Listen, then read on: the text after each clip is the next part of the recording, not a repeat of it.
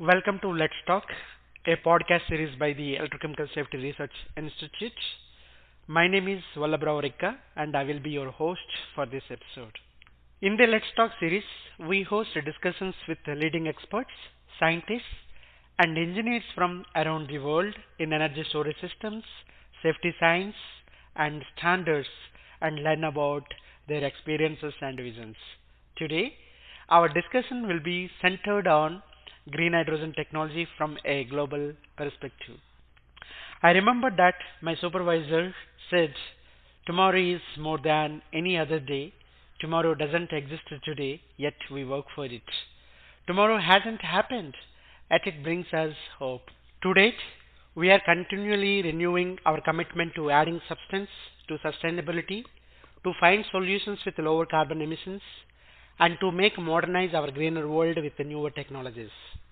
One of the promising technologies for decarbonizing multiple sectors, including the transportation, shipping, global energy markets, and industrial sectors, will be green hydrogen technology. However, the development of hydrogen technology is still hampered by several obstacles. These challenges include the high cost of producing a hydrogen on a large scale, the requirement for investments in infrastructures, the requirement for bulk storage, transport, and distribution, the consideration of safety concerns, and the inability to precisely match supply and demands. Brett Perlman is here with us today so that we can learn how the H2 technology of today is crossing every T and dotting every I in the innovation requirements necessary to meet the goals of tomorrow. Brett Perlman serves as the CEO of the Center for Houston's Future, a non-profit organization working to address matters of the highest importance to the long-term future of the Greater Houston region. His career has spanned senior positions in business, government, and community service organizations. Perlman served for 4 years as a commissioner on the Public Utility Commissions of Texas, where he was appointed in 1999 by then Governor George W. Bush. He holds advanced degrees in public policy from Harvard University and in law from the University of Texas and was a Pi Beta Kappa graduate of Northwestern University. Brett Perlman, welcome to our podcast. Thank you. Glad to be here. Perlman, the first question I have is, what is green hydrogen technology? How does it work? Well, first, thanks for having me. Very pleased to talk about some of the work we're doing and why I think it's important, not only to the Houston region, which we at the Center for Houston's Future obviously focus on, but also to the country and the globe. And so we'll talk a little bit about the trends we see and what we're doing in these areas, hopefully during the podcast. But in terms of your question, I got interested in this because I saw the idea of using hydrogen, which today is primarily used in the oil and gas industry as a feedstock, that it could become a big part of the solution to addressing climate change. In fact, Bill Gates calls hydrogen, clean hydrogen, the Swiss Army knife of fuels. And so I saw that our economy, particularly in Houston, where we produce a lot of hydrogen today, and we have a lot of the ecosystem and infrastructure here, was going to have to undergo an enormous change. And so we have started to work on that. And the model that we're using is a model that I worked on 20 years ago when I was on the Public Utility Commission of Texas, which is the state energy regulator. And we transitioned the electric utility industry from a vertically integrated market to a competitive market. And I believe that was a significant change, a $37 billion industry that had to go through a massive change. Amazing. And I think that that this industry, hydrogen industry today, is going to go through a similar change, but on a much bigger magnitude. What is involved in making the transition to green hydrogen? How the desire to decarbonize the energy sector may lead to the future adoption of low carbon hydrogen? Well, let's just talk about the colors of hydrogen first. So when we talk about green hydrogen, what people usually mean is they mean hydrogen that is created from electrolysis, which is very simply the splitting of water into hydrogen and oxygen. And this is, any high school chemistry student can do this, but to do it at scale in a way that's cost effective, we're just starting to get those technologies developed today.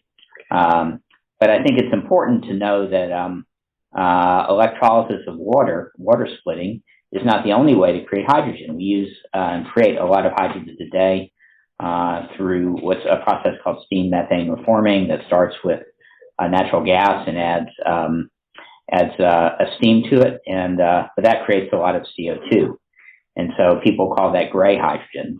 Yeah. And then if you couple that with carbon capture, if you try to capture all the CO2 that's emitted, people call that blue hydrogen.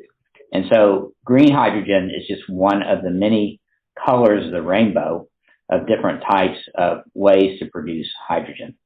You sometimes prefer not to label hydrogen with the specific colors. Could you explain why? Sure. So the colors of the rainbow really don't reflect what we're trying to actually do with the hydrogen, which is to use it as a tool to decarbonize our world. And so by using the colors, you can sometimes get misled into thinking that what you're doing is environmentally beneficial when it may not be. And I'll give you an example of that. If you were to use water splitting, which is what we're calling green hydrogen, but you were to use coal as the power source, because it takes a lot of power, you might actually be increasing your CO2 emissions. Right. So just because you're producing hydrogen through a methodology that's called green doesn't necessarily mean it's the greenest technology. Okay. And so I prefer to think about the carbon intensity of the hydrogen that's being produced. Great. Now, this idea of carbon intensity becomes a much more complex problem, because we have to be able to track how the hydrogen is made all the way from the components of it. So if we're using natural gas, Okay. from the wellhead all the way through the pipeline system and the production of the hydrogen, and account for all the carbon along the way, in order to understand the carbon intensity of that way to produce hydrogen. Same thing with renewables. If we're using renewables to produce hydrogen through electrolysis of water, we have to understand the characteristics of the power we're using. If it's grid power, if it's wind and solar that's directly connected, those are going to have very different levels of carbon intensity. I got your point, Perlman. Can low carbon hydrogen compete with the fossil fuels nearby? Could you kindly share your thoughts? Sure. So as we start to develop these newer technologies, like a lot of technologies, they're very expensive at first. But we've had this experience in the energy industry of seeing the cost of technologies improve rapidly as they begin to scale. And that's called a learning curve. Okay. And so we've seen these learning curve effects dramatically reduce the price of wind and solar in energy storage. And there's no reason to think that hydrogen wouldn't have the same learning curve effects. Okay. And so the trick is going to be how quickly that learning curve happens. And in order to speed it along, you want to get to scale faster.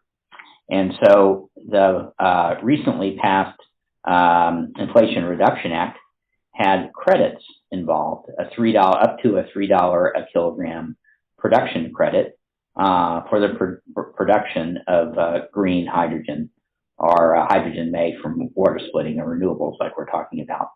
And that type of credit will help to lower the price of what's clearly more expensive today, to be able to compete more closely with hydrogen produced from fossil fuels without carbon capture. Excellent. And so I think it can compete with fossil fuels, and the policies are now in place to make that happen. Okay. Amazing. Perlman, could you tell us a little about the technology currently being used to produce hydrogen? as well as their challenges and future outlooks? Sure. As I mentioned before, there are these different pathways for producing hydrogen, and the two main ones are water splitting and then steam methane reforming with carbon capture. Each of those pathways have to, there's a lot of innovation that has to happen along each of those pathways in order to reduce the costs. Okay. And so there are companies looking at those cost reduction strategies for each of these pathways. And we at the center actually are doing some of that work as well. Okay. We are looking at how can we cost reduce the equipment, the electrolyzer equipment required to make green hydrogen by trying to understand how we can adapt current manufacturing technologies to this new industry. Okay. So those are some of the things that we're looking at. But the industry isn't just limited to these two pathways, these green and these blue pathways that we've been discussing. Okay. There are a lot of very interesting new technologies, some of which are being developed here in Houston. To give you an example, there's a company called Syzygy Plasmatics that just spun out of Rice University and is using very high intensity light and photocatalytic catalyst to create hydrogen. Other companies like Cemvita Factory are using microbes to create hydrogen. And so there are, and then the third company is basically burning natural gas at high temperatures, which releases the hydrogen and creates what's called carbon black, and that can be used in a lot of industrial processes. So there are lots of different pathways in addition to the green and the blue pathway that we're starting to see emerge just in Houston. Perlman, our energy technology experts have an important question for you. Today, the automotive industry is the primary consumer of fossil fuels, accounting for 40% of the total consumption across all other industries. To reduce its carbon footprint and become more environmentally friendly, the automotive sector is currently giving serious consideration to the introduction of lithium-ion battery technology.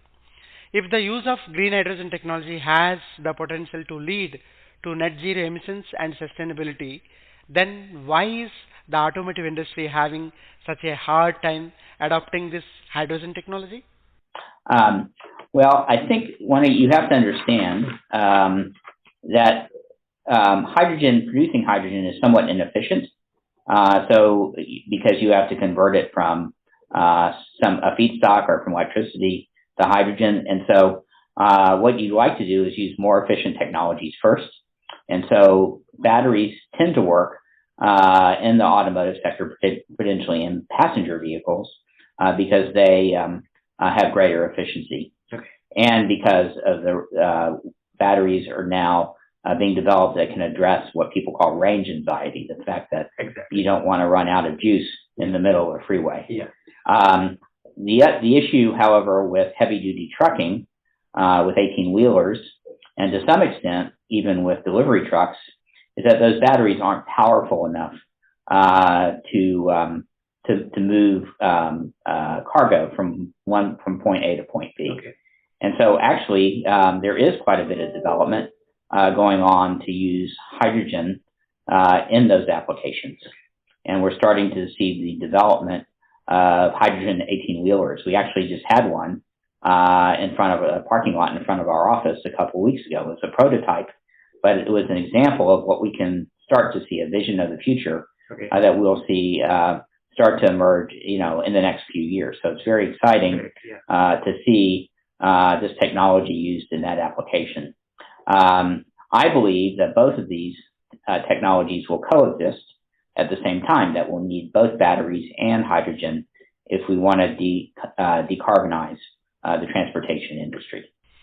Perlman, I would like you to share some advices for students and young minds on how to have a successful career in hydrogen technology. Well, I think one of the things that we're working on, looking at, is what are the needs of the workforce of the future.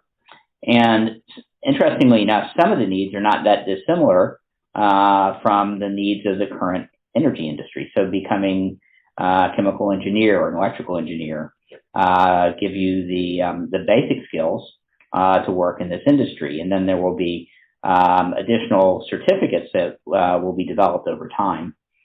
University of Houston actually has a certificate program already in enhancing skills to work in the hydrogen industry. And so I think we're going to see, those sorts of things evolve. So I think just having a basic understanding of how energy works and then a passion for addressing climate change are the two things that anyone who is interested in getting involved in this emerging industry will need.